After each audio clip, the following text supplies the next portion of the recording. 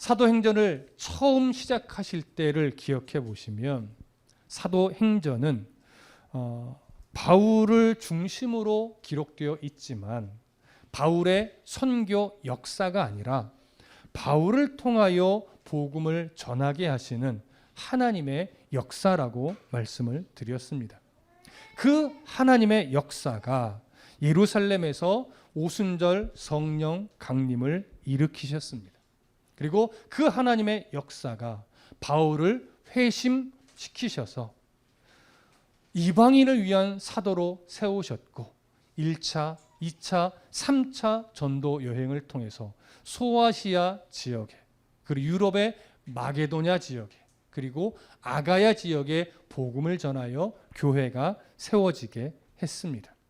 그리고 이제 그 하나님의 역사는 바울을 어디로 보내시냐면 로마로 보내시는 중에 있습니다. 대제국 로마의 중심부에 이달리아의 중심부에 바로 복음을 전하기 위함이었습니다. 그 로마로 가는 여정에서 바울이 탄 배는 하나님의 섭리 가운데 유라굴로라고 하는 광풍을 만나서 이리저리 표류할 수밖에 없었습니다. 그 표류하는 중에 배에 탄 276명의 사람들은 절망에 빠졌고 죽음의 위기 앞에 놓여 있었습니다. 바울도 사실 그 상황에 닥쳤을 때 두려워질 수밖에 없었습니다. 그러나 바울에게 하나님은 말씀을 주셨습니다. 내가 너를 로마로 보낼 것이라고. 그리고 이 배는 많이 망가지겠지만 이 배에 탄 사람들은 한 생명도 죽지 않고 다 구조될 것이라고, 구원받을 것이라고 알려주셨습니다. 그래서 그 절망스러운 상황 앞에서 바울은 담대하게 사람들에게 선포했지요. 우리 하나님이, 내가 믿는 하나님이 이 배를 비록 파손이 될지라도 한 생명도 죽지 않게 인도하실 것이라고 약속하셨다. 그러니 두려워 말고 하나님을 믿으라.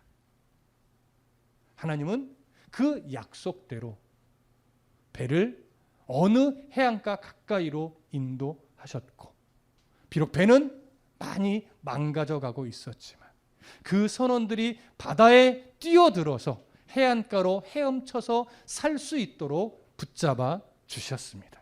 그래서 276명의 사람들이 한 사람도 빠짐없이 다 구원을 받을 수 있었지. 오늘은 그렇게 해서 구원받게 된 멜리데라고 하는 섬에서 일어난 아주 중요한 하나님의 역사를 살펴볼 것입니다. 자, 먼저 사도행전 28장 1절을 함께 읽겠습니다. 자, 함께 읽습니다. 시작. 우리가 구조된 후에 안즉 그 섬은 멜리데라 하더라. 자, 오늘 사도행전 28장 1절은 이렇게 시작합니다. 우리가 구조된 후에. 여러분, 구조되었다라고 하는 이 단어가 갖고 있는 의미를 생각해 보면 사실 누군가의 도움으로 죽음의 위기에서 살아나는 거예요. 그렇죠? 그런데 실제적으로 276명의 사람들은 어떻게 살아났죠? 자신들이 배에 뛰어들어서 자신들이 헤엄을 쳐서 해안가로 나온 거예요. 헤엄을 잘 못 치는 사람들은 물에 뜨는 어떤 물건을 의지해서 바다에 뛰어들어서 또 그들이 헤엄을 쳐서 해안가까지 나온 거지. 여러분 무슨 말씀 이해되십니까? 그들이 스스로 노력해서 빠져나온 것인데 오늘 사도행전 28장 1절은 구조되었다라고 표현하고 있고 그 앞절 27장 44절에서도 마침내 사람들이 다 상륙하여 구조되었다라고 표현합니다. 뭐가 강조되는 거예요? 이들의 능력으로 구원을 받은 것이 아니라 하나님의 기가 막힌 섭리로 인해서 이들이 살 수 있었음을 강조하는 겁니다. 자, 그런데 우리가 여기서요 구조되었다라고 번역된 헬라어 단어를 조금 집중해 보실 필요가 있습니다. 일반적으로 어떤 물리적 상황에서 육체적으로 구원받았다라고 할 때는 헬라어로 소조라는 단어를 써요. 헬라어로. 근데 오늘 본문에서 바울은요 의도를 가지고 소조라고 쓰지 않고 디아소조라는 단어를 써요. 소조라는 단어 앞에 전치사 격의 어떤 단어 하나를 더 붙인 겁니다. 그러면 디아소조라고 하는 단어는 어떤 의미로 바뀌어지는가? 소조라고 하면 일반적으로 그냥 물리적인 육체가 죽을 위기에서 살아났다, 이 정도의 표현이지만 그 앞에 디아라는 단어가 붙으면서 이것이 영적인 구원까지로 바뀌어요. 포함이 되는 거예요. 그러니까 육체적인 구원을 받았을 뿐만 아니라 영적으로도 구원에 이르게 된 것, 이것을 의미할 때 디아소조라는 단어를 사용하는 겁니다. 그렇다면 생각해 보십시오. 이들은 파손된 배에서 물리적으로 구원을 받았어요. 그런데 성경은 단순하게 육체적 구원만을 의미하지 않고 그들의 영적인 구원까지도 이야기를 해요. 왜 영적인 구원까지도 지금 포함된 의미의 단어를 사용한 걸까요? 그 배에 탄 사람들은요, 바울 외에, 그리고 바울과 동행했던 누가나 다른 사람 외에는, 바울의 동료 외에는 예수 그리스도를 믿는 사람이 하나도 없습니다. 근데 그들이 로마로 가는 이 배를 타고 나서부터 이제 맞바람이 불고 광풍이 불고 파선의 위기 속에서, 죽음의 위기 속에서 배가 표류하듯 이곳저곳 끌려다니면서 그 과정에서 이들은 바울을 통해 뭘 경험해요? 하나님을 경험해요. 바울이 하나님을 무엇이라고 선포했는지를 기억하고요. 바울을 통해서 어떤 역사가 일어났는지를 기억하고요. 바울을 통해서 선포된 그 구원의 소식이 그 외쳐진 대로 성취되어 한 사람도 죽지 않고 사랑에 나게 된 이 상황을 그들이 직접 경험을 하고 두 눈으로 확인을 했단 말이죠. 그럼 바울이 이들 앞에서 단순하게 육체적인 구원을 받았으니 기뻐하라, 이 정도로 끝났을까요? 아니죠. 이 모든 상황이 바로 여호와 하나님의 섭리며 은혜이며 그가 베푼 구원의 기쁜 소식이었다. 구원의 기쁜 하나님의 작정함이었다. 이걸 전했겠죠. 그러면 이 배의 선원들은요, 당연히 뭐 바다에서 살아남기 위해 수많은 바다와 관련된 신들을 섬기던 사람이란 말이에요. 그럼 이들이 거기서 인정할 수밖에 없는 건 뭐예요? 우리가 이 배의 출항을 안전하게 항해를 마치기 위해서 수많은 여러 바다와 관련된 안전과 관련된 신들에게 제사 드렸었지만 그 신들이 우리를 구원해 주는 것이 아니라 누가 구원한 것이라는 걸 인정할 수밖에 없어요? 바울의 하나님, 이스라엘의 하나님, 여호와 하나님이 자신들을 구원한 것임을 인정할 수밖에 없고, 그렇게 되면 이들은 이제 섬김의 대상이 바뀌게 되는 거예요. 누구로? 바울의 하나님, 이스라엘의 하나님, 여호와 하나님을 그들의 섬김의 대상으로 바꾸는 것, 이것이 일어났음을 암시적으로 보여주는 겁니다. 무슨 말씀 이해되십니까? 그래서 바울은요, 그들 앞에서 이런 하나님의 역사를 신뢰하고 그 절망스러운 배 위에서 담대하게 하나님의 말씀을 증거할 수 있었던 겁니다. 자, 그렇게 해서 구조가 되고 나서 보니까 이 섬의 이름이 뭐라고 이야기를 하냐면 멜리데라고 하는 섬이라고 이야기를 합니다. 이 섬은 지금도 존재하고 있는 섬이에요. 여러분, 유명한 관광지 중에 하나가 시칠리아라는 섬이 있어요.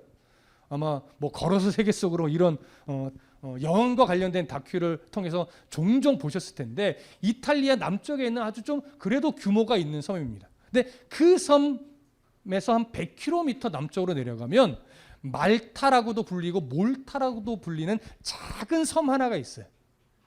근데 이 섬은요, 지금도 지중해의 보물섬이라고 불려요. 이 섬에 바울과 그 276명의 사람들이 그 섬에 도착을 한 건데, 그 당시 이 섬은요, 외부 사람들이 거의 오지 않는 굉장히 좀 외로운 섬이고 나름 굉장히 배타적인 섬이에요. 그래서 이 섬 사람들은 헬란 말도 거의 할 줄 모르던 그런 섬이었습니다. 근데 이 섬 몰타, 오늘 멜리데, 이 단어의 의미가 뭐냐면 피난처라는 의미예요. 하나님 그 절망의 위기 속에서 이들을 다 구원하시면서 어떤 섬으로 인도해요? 피난처가 되는 섬으로 인도해요. 바로 하나님의 섭리 안에 있으면 어떤 절망적 상황도 피난처가 될 수 있음을 우리에게 좀 상징적으로 보여준다고 말할 수 있겠죠.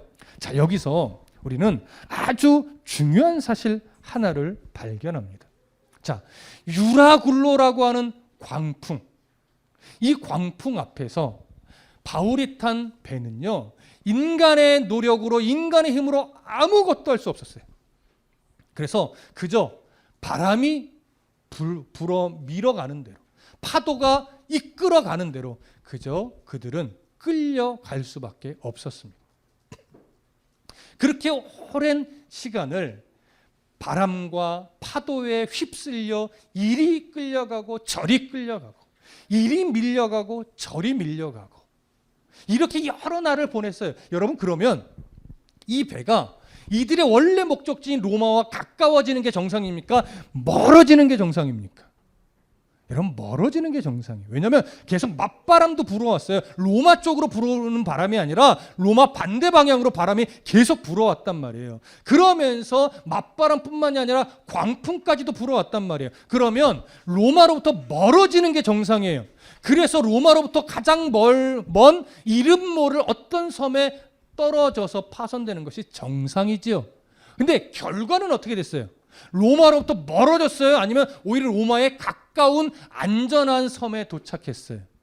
로마로부터 가까운 매우 안전한 섬에 도착을 했습니다. 여러분, 이게 바로 하나님의 섭리라고 하는 거예요.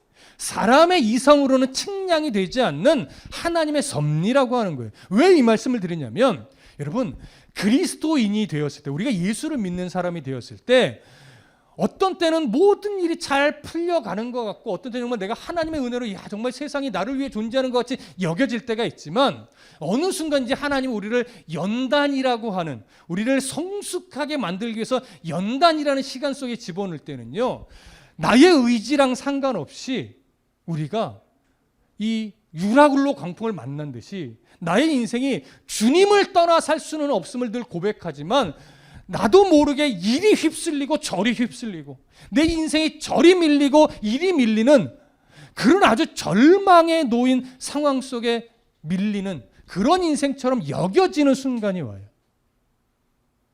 저도 아직 인생을 덜 살았지만 저도 그런 시기가 나름 있었다고 보여지고, 여러분들의 인생 속에서도 각자의 인생 속에서 조금씩 그런 순간이 있었을 겁니다.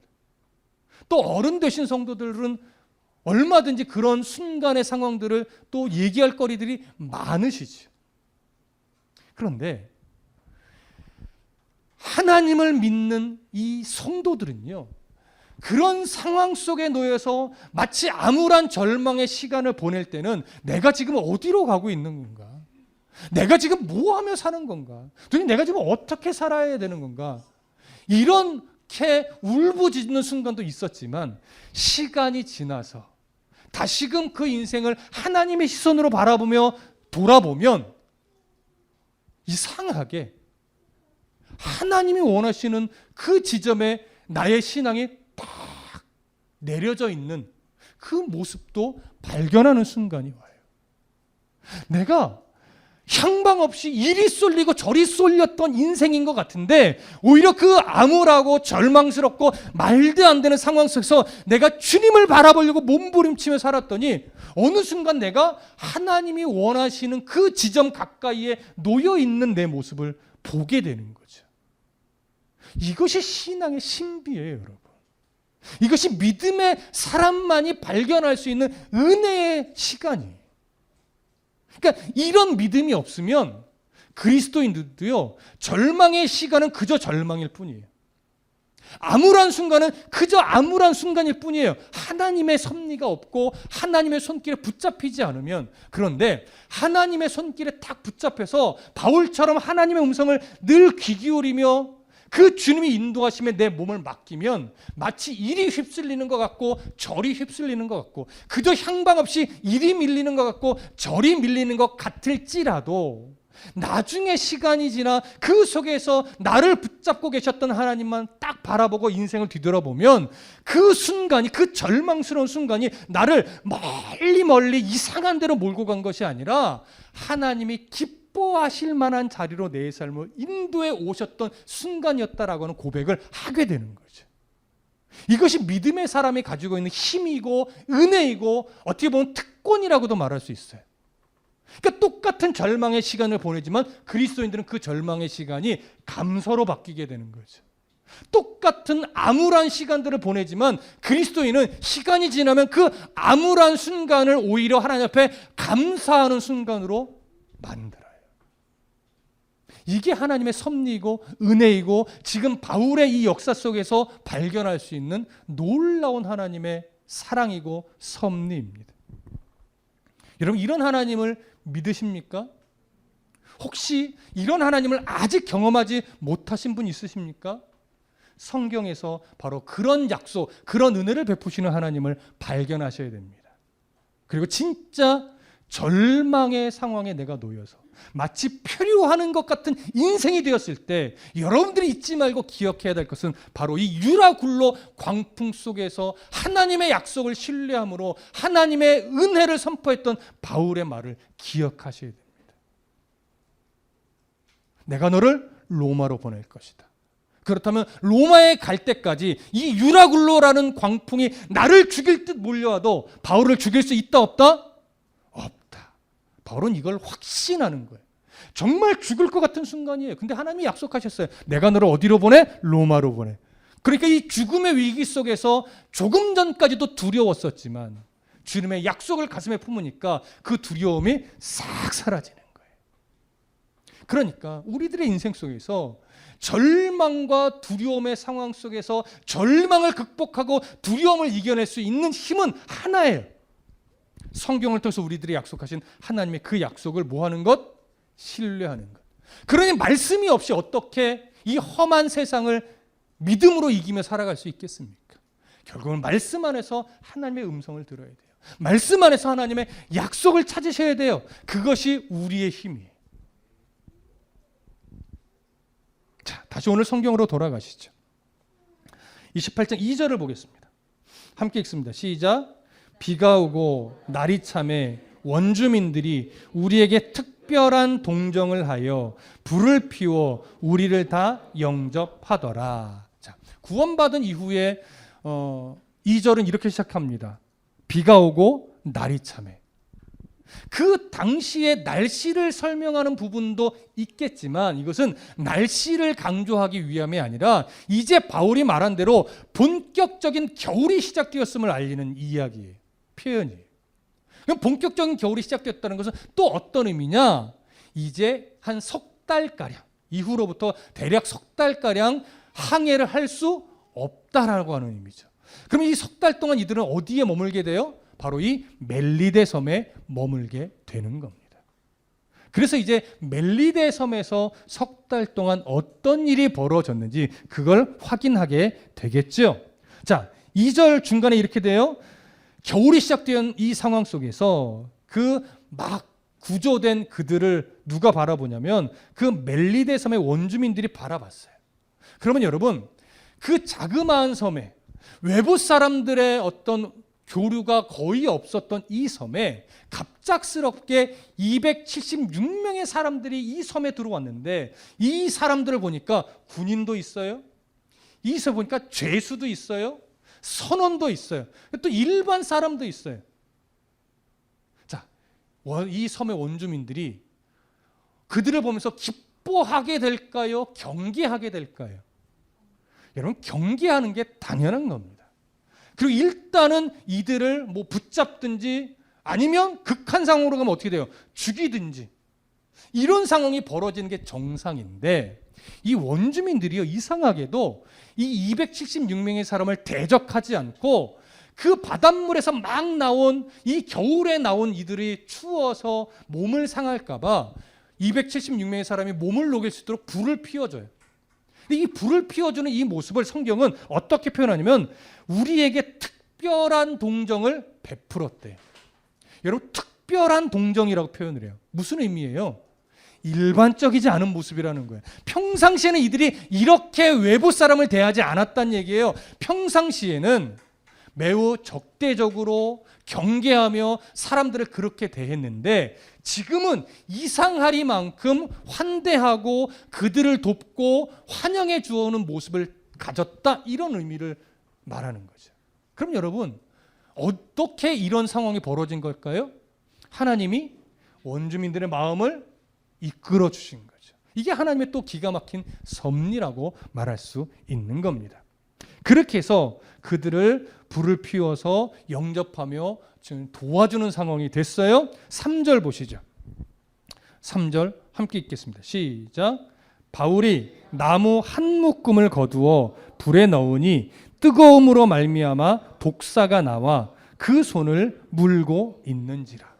자, 멜리데 섬 사람들이 막 나무를 모아서 불을 피워주고 몸을 녹이게 하고 때로는 뭐 음식을 가져고 와서 주었을 수도 있어요. 자, 그렇게 환대를 할 때 바울도 힘들까요? 안 힘들까요? 바울도 당연히 힘들죠. 바울은 뭐 하나님의 은혜가 있으니까 막 안 힘들어요? 똑같이 힘들죠. 그런데 바울이 지금 뭐 하고 있어요? 그 불을 더 피워주려고 그 힘든 몸을 이끌고 자신이 또 나무를 막 모아서 그 불 속에 더 넣어주고 있어요. 바울이 안 힘들어서가 아니에요. 몸은 나도 힘들지만 이들을 더 섬김으로 누구를 드러내 보여주려고, 하나님의 사랑, 하나님의 은혜를 더 보여주려고 자신도 힘들지만 더 힘을 먼쳐내서 나무를 모아 불 속에 넣어주는 그런 섬김을 보여줘요. 여러분, 이것이 그리스도인의 섬김이에요. 그리스도인들은요, 힘이 남아 돌아서 이웃을 섬기는 자가 아니에요. 여전히 똑같이 힘들지만 그리스도인이니까 하나님의 사랑을 그래도 그들에게 나타내고 보여주기 위해서 내가 조금 더 힘을 내는 것이 그리스도인의 일상 속에서 해야 될 섬김인 거죠. 무슨 말씀 이해되십니까? 바울의 그런 이 섬김의 모습을 여기서 발견할 수 있는데, 바울이 그렇게 섬기며 나무를 더해서 불을 피울 때 사건이 하나 벌어져요. 뭔 사건이 벌어지죠? 그 나무 속에 뭐가 숨어 있었던 거예요? 뱀이 숨어 있었던 거예요. 그래서 그 뱀이 갑자기 불이 뜨거우니까 거기서 쑥 튀어나와서 바울의 손을 문 거죠. 성경은요, 이 뱀을 그냥 뱀이 아니라 독사라고 표현합니다. 독사가 바울의 손을 물고 그 손을 문 상태로 대롱대롱 매달려 있었던 거예요. 그래서 한글 성경은 조금 잘 안 나타나지만 이 헬라어 성경으로 보면요, 독사가 바울의 손을 물고 그 손에 입을 띄지 않고 계속 매달려 있는 그런 모습으로 성경이 기록을 합니다. 근데 가끔 이 자유주의 신학자들 중에 그건 독사가 아니다, 일반 뱀인데 이 바울을 좀 영웅화하려고 독사라고 기록한 것뿐이다, 이렇게 말하는 학자들이 가끔 있는데 여러분, 그렇지 않습니다. 지금 이 성경을 기록한 사람이 누구예요? 의사였던 누가예요. 의사가 독사인 뱀을, 독사가 아닌 것을 거짓으로 독사라고 기록할 리가 없고, 저 뱀이 독사다라고 말한 사람은 또 이 섬에 사는 원주민들이에요. 그러면 이 작은 섬에 사는 원주민들이 이 섬 안에 있는 독사와 일반 뱀을 구분을 못할까요? 그럴 리 없죠.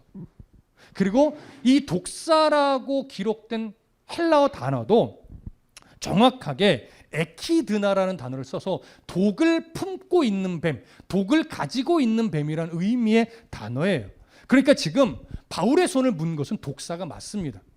그리고 그러니까 이 동물학자들에 의하면 독사와 독이 없는 뱀의 특징이 하나 있는데, 독이 없는 뱀은요, 사람을 물 때 사람의 팔이나 몸을 칭칭 감아요. 그렇대요. 저는 잘 몰라요. 근데 독이 있는 뱀은 몸을 감지 않고 그냥 물고 매달린대. 무슨 말씀 이해되시죠? 그러니까 이런 상황만 봐도 지금 이 뱀은 독사가 맞다라고 우리가 볼 수 있는 것이죠. 자, 이렇게 뱀이 독사를 물자, 이제 이 장면을 누가 보냐면 원주민들이 보고 깜짝 놀랍니다. 자, 그 장면을 볼까요? 4절 읽어봅니다. 4절 함께 읽습니다. 시작. 원주민들이 이 짐승이 그 손에 매달려 있음을 보고 서로 말하되 진실로 이 사람은 살인한 자로다.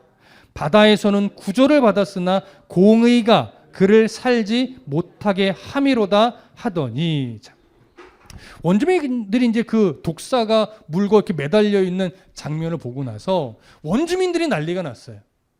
오히려 성경의 뉘앙스는요, 바울은 태연해요. 바울은 뱀이네? 뭐 이런 느낌이에요.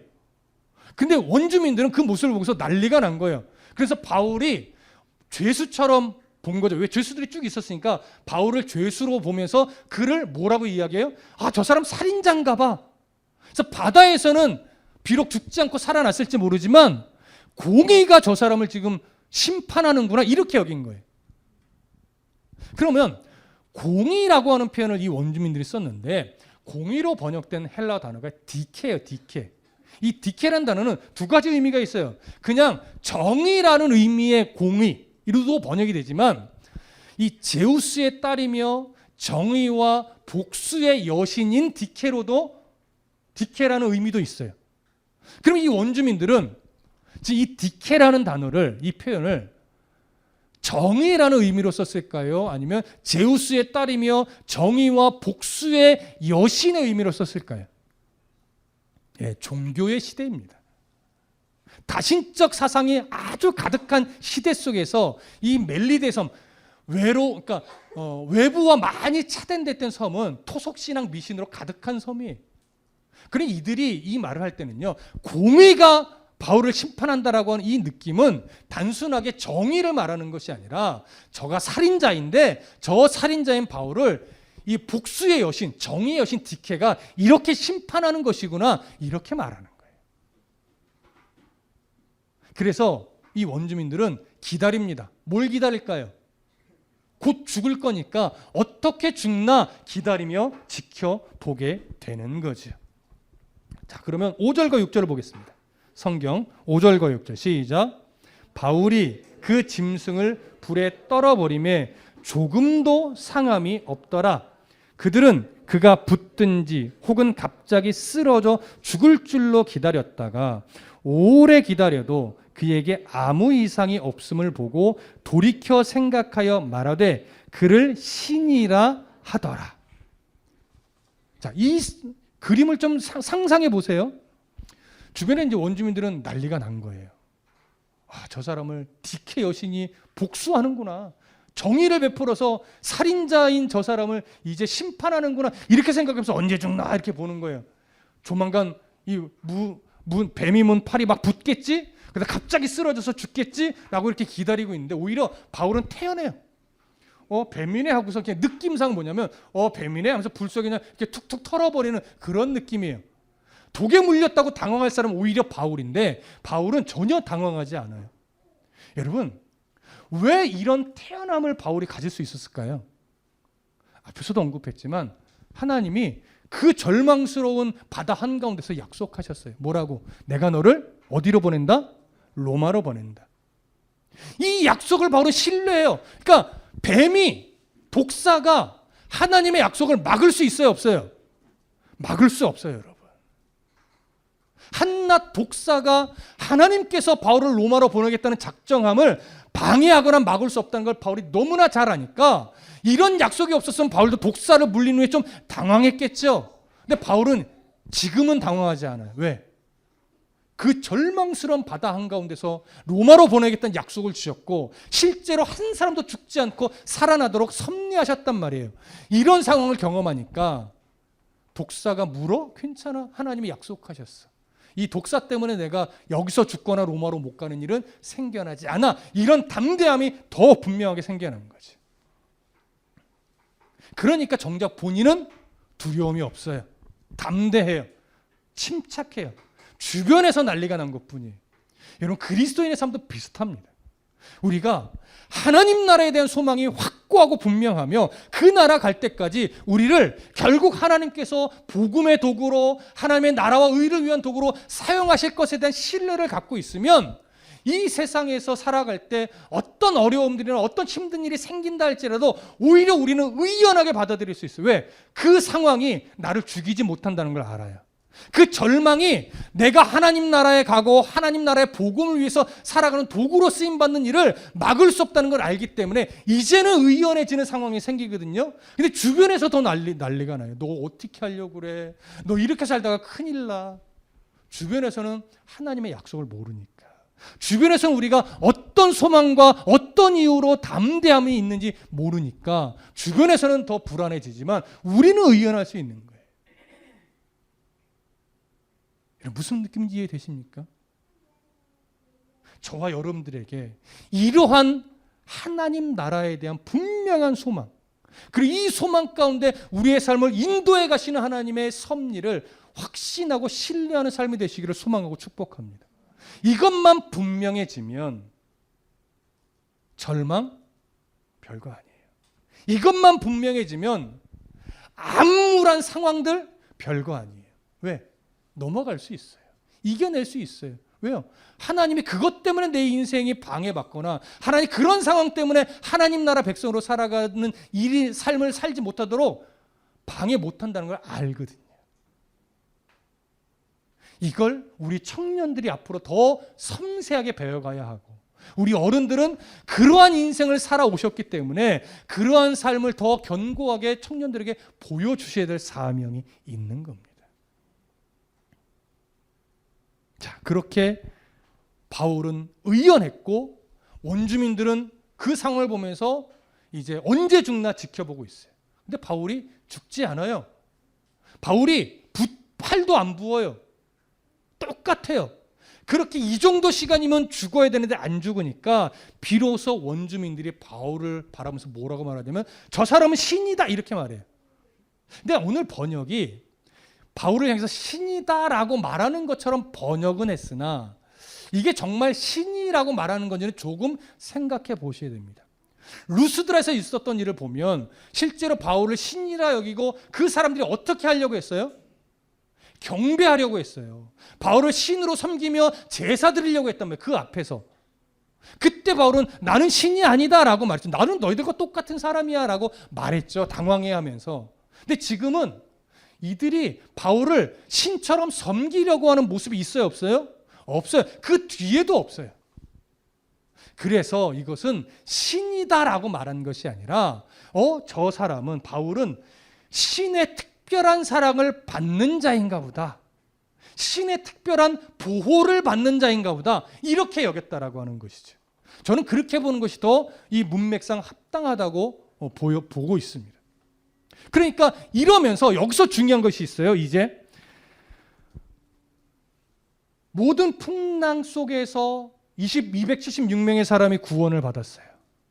그리고 그들의 멜리데 섬의 사람들이 환대를 받으면서 바울의 손에 독사가 물었지만 죽지 않음으로 말미암아 원주민들이 바울을 향해서 저 사람은 신의 특별한 사랑을 받는 사람인가 보다, 신의 특별한 보호를 받는 사람인가 보다라고 하는 말을 들을 때 제일 중요한 것은 바울이 죽지 않았네 이것도 중요한 것이 아니고 저 사람들이 배에서 죽지 않았네 이것도 중요한 것이 아니에요. 중요한 건 뭐예요? 이 과정을 통해서 원주민들에게 뭐가 드러난 거예요? 하나님의 전능하심, 하나님이 어떤 분인지가 선명하게 드러났다는 사실이 중요한 거예요. 바닷속에서 이들이 살아나면서 276명의 사람들에게도 결국은 살아남을 통해서 뭐가 보여졌어요? 하나님의 전능하심이 보여졌죠. 지금 독사를 통해서도 멜리데 섬 사람들에게 바울이 믿는 하나님이 어떤 하나님인가가 드러난 거예요. 이게 가장 중요합니다. 지금 하나님은 계속해서 하나님이 어떤 분인지를 드러내고 계세요. 바다에서도 드러내셨고 이 섬에서도 드러내셨어요. 이제 이 하나님이 더 선명하게 드러날 겁니다. 조금 더 보실까요? 7절 보겠습니다. 7절 함께 읽습니다. 시작. 이 섬에서 가장 높은 사람 보블리오라 하는 이가 그 근처에 토지가 있는지라 그가 우리를 영접하여 사흘이나 친절히 머물게 하더니.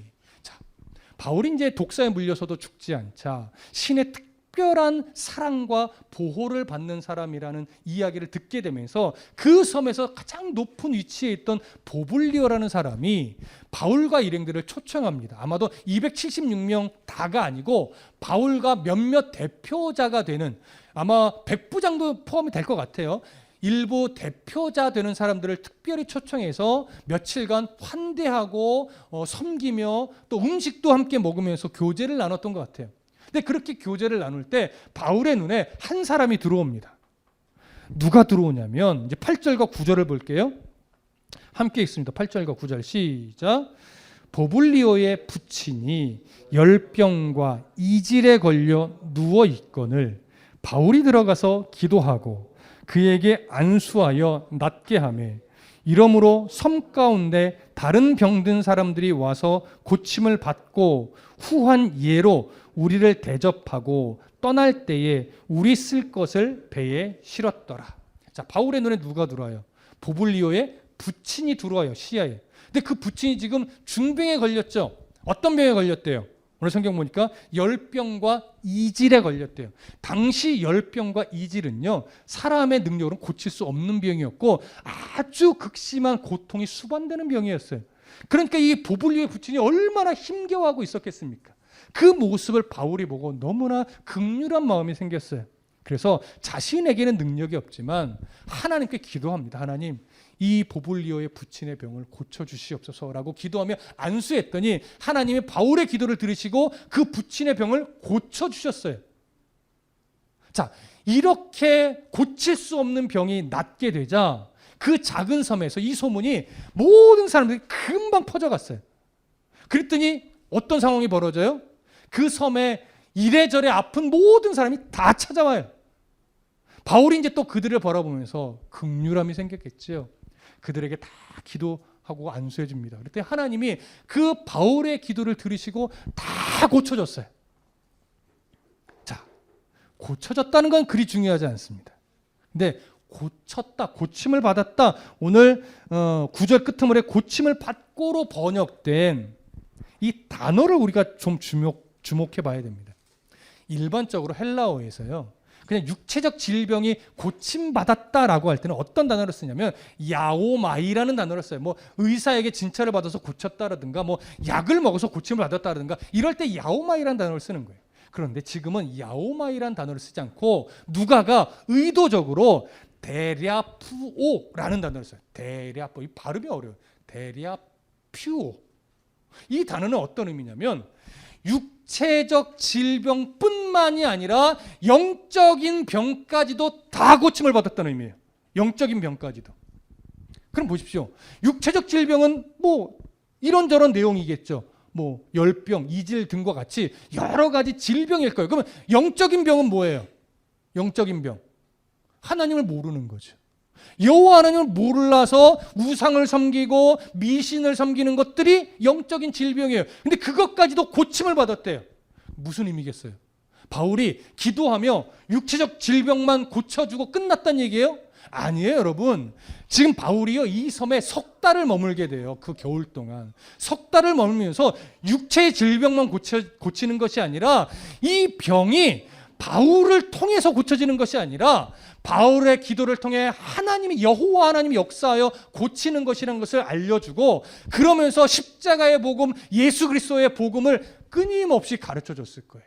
근데 이들이 고백했잖아요. 저 사람은 신의 특별한 보호를 받는 자인가 보다. 신의 특별한 사랑을 받는 자인가 보다 고백했잖아요. 그렇기 때문에 바울이 전하는 내용 하나하나를 이들이 간과할 수 없었던 거예요. 그러면서 이 섬의 사람들이 하나 둘씩 하나님을 인정하게 되고 예수 그리스도를 주로 믿으며 구원의 백성이 될 수 있었던 겁니다. 여러분, 인터넷에 세계 백과 사전을 세계 기독교 백과사전을 찾아보면요, 이 섬에 대해서 설명이 하나 나와요. 오늘날은 이제 이 멜리데 섬이 몰타 또는 말타 이렇게 불려지거든요. 이 섬은요, 오늘날 실제로 인구가 33만 5천 명 정도 살아가고 있대요. 그런데 100% 이 원주민들은 다 기독교인이래요. 이 섬 사람들. 근데 물론 97%가 로마 카톨릭이기는 합니다.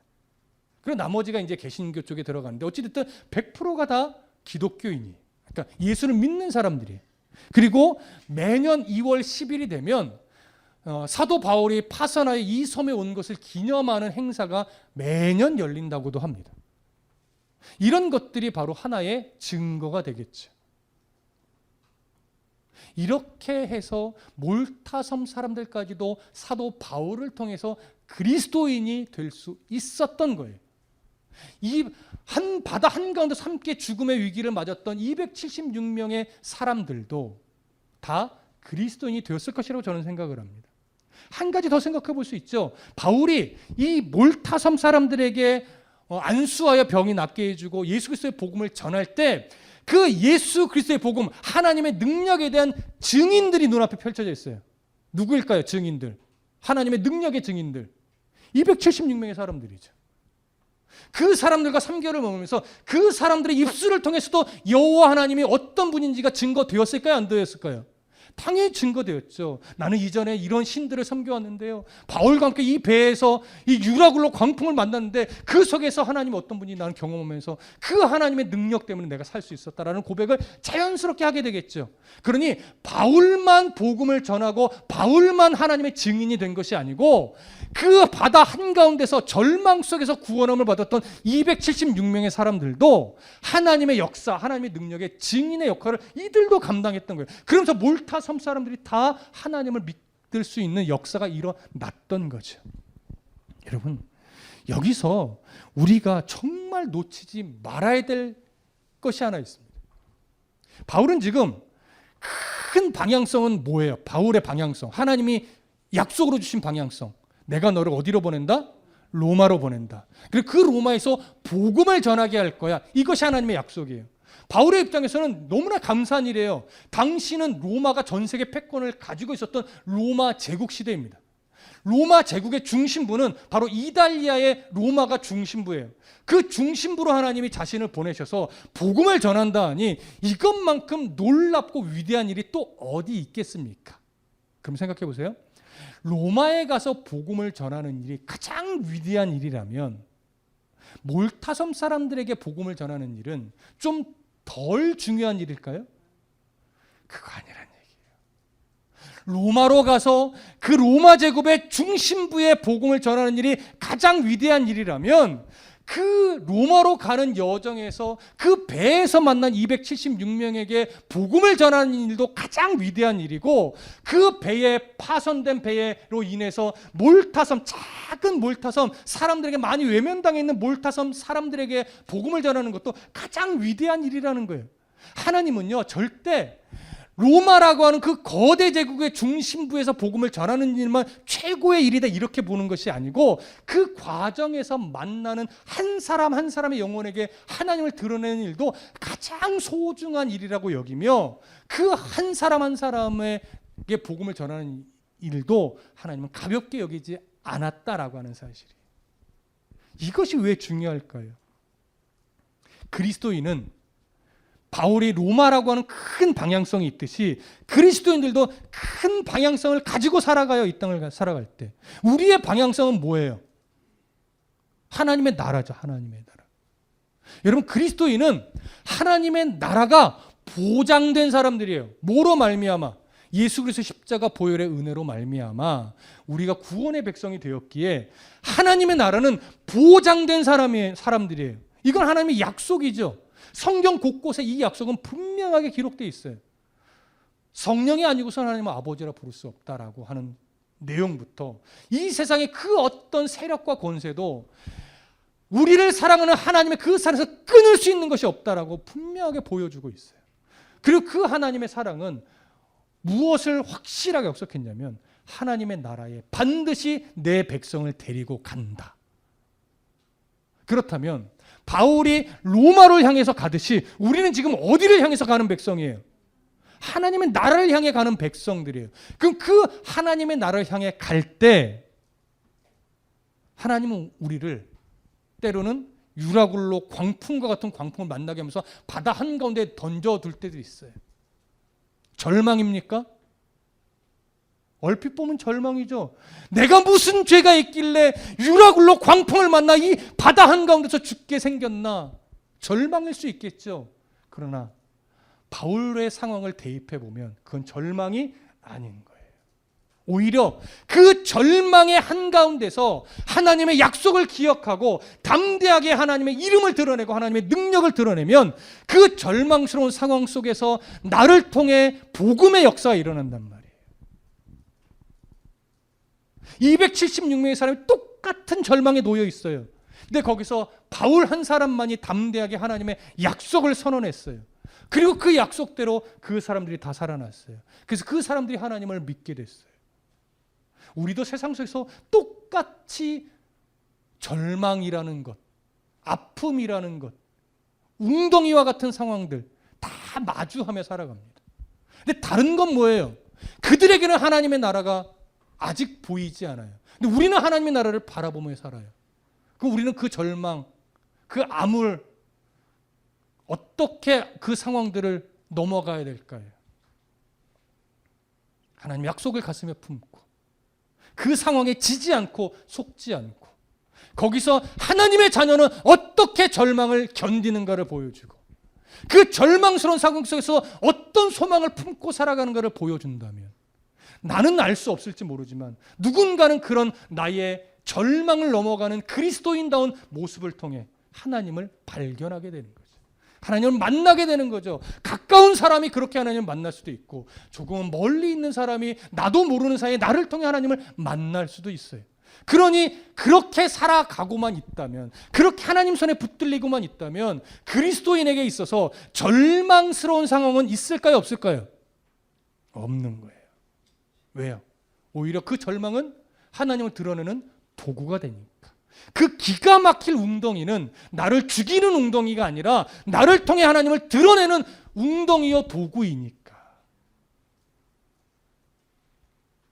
그렇게 또 우리를 멜리데 섬에 놓게 할 수도 있어요. 그래서 독사에 물리게도 해요. 근데 우리는 안 죽어요. 근데 여기서 안 죽는다는 게 진짜 독사에 물리면 안 죽는다 이런 의미 아니에요. 지금은 그런 또 상황들이 나를 망치거나 나를 절망에 몰아넣거나 나를 하나님의 사랑에서 끊어내거나 이럴 수 없다는 거예요. 우리는 하나님의 나라의 백성이기 때문에. 그래서 잘 들으세요. 이제 정말 중요한 얘기합니다. 하나님 앞에서 어떤 한 사람도 의미 없고 가치 없는 인생이란 있어요, 없어요? 없어요. 어떤 사람은 이렇게 말할 거예요. 많이 겸손한 척하면서 나는요 정말 할 줄 아는 것도 없고요. 나는 하나님 앞에 뭐 드린 것도 없고요. 하나님 앞에서 부끄러운 것밖에 없어요. 이런 하나님 앞에서 내가 뭘 할 수 있을까요? 겸손한 모습이기는 하나 때로는요 엄청난 교만의 말이기도 합니다. 잘 이해하십시오. 왜냐? 하나님은요 우리의 인생을 판단하실 때요 얼마나 재능을 많이 갖고 있어서 얼마나 많이 하나님 앞에 헌신했냐 이걸로 하나님이 우리를 판단하시지 않아요. 하나님 우리를 판단하시는 기준은 뭐냐면요 너는 보잘것없는 인생이라고 세상은 바라볼지 모르나 나는 보잘것없어 보이는 너의 인생을 붙잡고 너를 통해 내가 하나님의 나라를 드러낼 거야. 너를 통해 내가 하나님의 역사를 일으킬 거야. 그 역사는 대단하지 않아도 돼요. 그저 나와 함께나 그 어떤 한 사람에게 하나님의 나라의 영향력을 미친다 할지라도 그 영향력은 하나님 앞에서 가장 고귀한 겁니다. 로마에서 복음을 전하는 것만이 대단한 것이 아니라 배의 선원들에게 하나님을 드러내는 것도 가장 대단한 일이고 몰타섬의 그 외로운 사람들, 소외된 사람들에게 하나님을 드러내는 것도 가장 위대한 일이에요.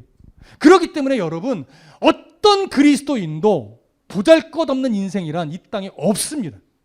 그러니 스스로를 내 인생은 보잘것없어, 내 인생은 별로 의미 없는 인생인 것 같아, 가치 없는 인생인 것 같아 이렇게 자책한다면 엄청나게 교만한 사람이에요. 하나님은 그렇게 안 보니까.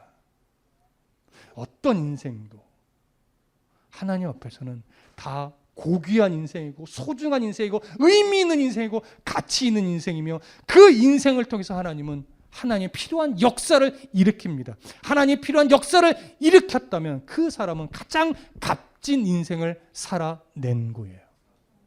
여러분 모두 그렇게 의미 있고 가치 있는 인생을 살아가고 있음을 먼저 발견하셔야 됩니다. 얼마나 소중한 인생을 살아가고 있는지. 그러니 이제부터는 함부로 살면 안 되죠. 그러니 이제부터는 내 인생을 무가치하게 여기시면 안 돼요. 연약하더라도, 많이 부족하더라도 나는 지금 하나님 손에 붙들려 있는 인생이라는 그 인식을 가지고 말 하나, 행동 하나, 표정 하나까지도 정말로 여러분 조심하면서 어떻게 해서든지 나를 통해 하나님의 영광이 드러나도록 그렇게 삶을 살아가셔야 됩니다. 그것이 바로 복음이 있는 삶이고, 그것이 바로 말씀이 삶이 되고 삶이 복음이 되는 삶인 거예요.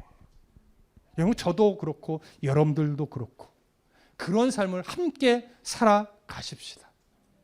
충분히 살아가실 수 있고, 우리는 이런 삶의 소망이 내 안에 분명하면 이제부터는 고난 중에 기뻐할 이유가 생긴 거예요. 절망 중에 소망 있는 삶을 살아갈 이유가 생긴 거예요. 여러분, 이 믿음의 삶, 이 소망 있는 삶, 이 의미 있고 가치 있는 삶, 여러분 다시 오늘부터 시작하십시다. 기도하겠습니다.